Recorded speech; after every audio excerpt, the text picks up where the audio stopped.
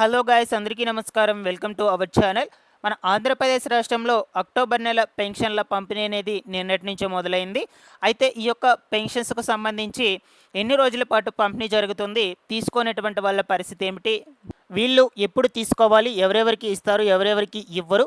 ఈ వివరాల గురించి మీకు క్లియర్ ఇన్ఫర్మేషన్ అందజేస్తాను. మీరందరూ కూడా తప్పకుండా వీడియోనైతే ఎండ్ వరకు చూసి నా ఎక్స్‌ప్లనేషన్ నచ్చినట్లయితే లైక్ చేయండి. అలాగే ఫస్ట్ టైం ఛానల్ని చూడడానికి ఎవరైనా వచ్చినట్లయితే ఛానల్ని సబ్స్క్రైబ్ చేసుకునేసి బెల్ ఐకాన్ అయితే ఆన్లో పెట్టుకోండి. లేట్ చేయకుండా టాపిక్లో కనుక వచ్చేసినట్లయితే మనకు రాష్ట్రంలో ఈ అక్టోబర్ నెల పెన్షన్లు అనేటువంటివి నిన్నటి నుంచి పంపిణీ మొదలుపెట్టారనమాట. సో నిన్న ఉదయం నుంచి సాయంత్రం వరకు ఆల్మోస్ట్ ఆల్ అన్ని జిల్లాల్లో కూడా ఒక 90% వరకు పంపిణీ అనేటువంటిది అయితే కంప్లీట్ చేశారనమాట. సో దానికి సంబంధించి మీరు ఇక్కడ రిపోర్ట్ కూడా చూస్తూ ఉన్నారు. పర్సంటేజ్ ఆఫ్ డిస్ట్రిబ్యూషన్మెంట్ దిస్ మంత్ అని, ఓకేనా, అక్టోబర్ మంత్ అని. ఆల్మోస్ట్ ఆల్ 90% అబోవ్ అన్ని డిస్ట్రిక్ట్స్లో అయితే పంపిణీ అయితే కంప్లీట్ చేస్తున్నారనమాట. రిమైనింగ్ ఇక అక్కడక్కడ అరకొర అయితే తీసుకోవాల్సినటువంటి వాళ్ళు ఉంటారు.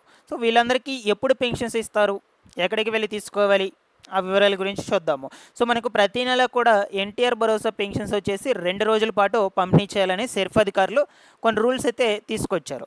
ఆ రూల్స్ ప్రకారం 2 రోజుల పాటు పంపిణీ చేయాలి కదా. సో ఆల్రెడీ ఒక రోజు అయితే అయిపోయింది నిన్నటి రోజున. సో ఇక మనకు ఈ రోజు గాంధీ జయంతి సందర్భంగా సెలవు దినం కాబట్టి రేపటి రోజున మళ్ళీ పంపిణీ అయితే మొదలవుతుంది.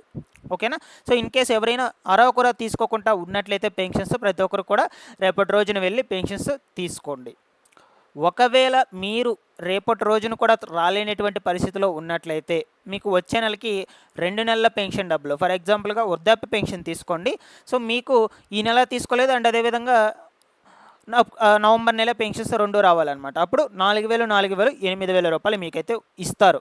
అలా 3 నెలల వరకు అయితే మీరు పెండింగ్లో పెట్టుకుంటే నో ప్రాబ్లం, ఇస్తూనే ఉంటారు. అంతకు మించి అయితే పెండింగ్లో పెట్టుకోవద్దు అనమాట. ఓకేనా. అండ్ అదేవిధంగా కొంతమందికి వచ్చేసి ఈ యొక్క పెన్షన్ డబ్బులను బ్యాంక్ అకౌంట్లకు అయితే జమ చేయడం అయితే జరిగిందనమాట.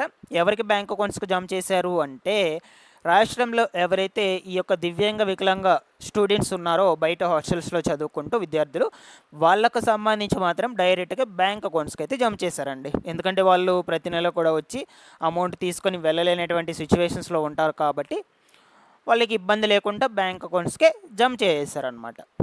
ఓకేనా. ఇక రిమైనింగ్ మనకు స్పౌస్ పెన్షన్స్కి సంబంధించి కొత్తగా 10,000 మందికి అయితే పెన్షన్లు ఇవ్వాలని మనకు డబ్బులు అనేటువంటిది కూడా రిలీజ్ చేయడం అయితే జరిగింది ఈ స్పౌస్ పెన్షన్స్కి ప్రత్యేకించి. కాబట్టి స్పౌస్ పెన్షన్స్కి రీసెంట్గా ఎవరైనా దరఖాస్తులు చేసుకొని ఎదురు చూస్తున్నట్లయితే వాళ్ళు కూడా తీసుకోండి, మీకు కూడా పెన్షన్స్ అయితే ఇస్తారు. చాలామంది కూడా తెలియక, ఇన్ఫర్మేషన్ తెలియక సైలెంట్గానే ఉంటారనమాట. కొత్త వాళ్ళకి స్పౌస్ పెన్షన్స్ ఇస్తున్నారా లేదా అని. ఖచ్చితంగా ఇస్తున్నారంటే మనకు ప్రభుత్వం దానికి సంబంధించి కూడా నిధులైతే విడుదల చేసింది నిన్న ఈ యొక్క రెగ్యులర్ పెన్షన్స్తో పాటుగా. కాబట్టి మీరందరూ కూడా తీసుకోండి, స్పౌస్ పెన్షన్స్కి అర్హులైనటువంటి ప్రతి ఒక్కరు కూడా. ఇకపోతే ఫైనల్గా కొత్త 50 ఏళ్ల పెన్షన్లకు దరఖాస్తులు ఎప్పుడు మొదలవుతాయని చాలామంది కూడా అడుగుతున్నారండి. సో బట్ ప్రజెంట్ వచ్చేసి మనకు ప్రభుత్వం నుంచి ఏ విధమైనటువంటి సమాచారం లేదనమాట ప్రస్తుతానికి. బట్ ముందు రోజుల్లో నేనైతే మీకు ఎప్పటికప్పుడు ఇన్ఫామ్ అయితే చేస్తూ ఉంటాను మన ఛానల్ నుంచి.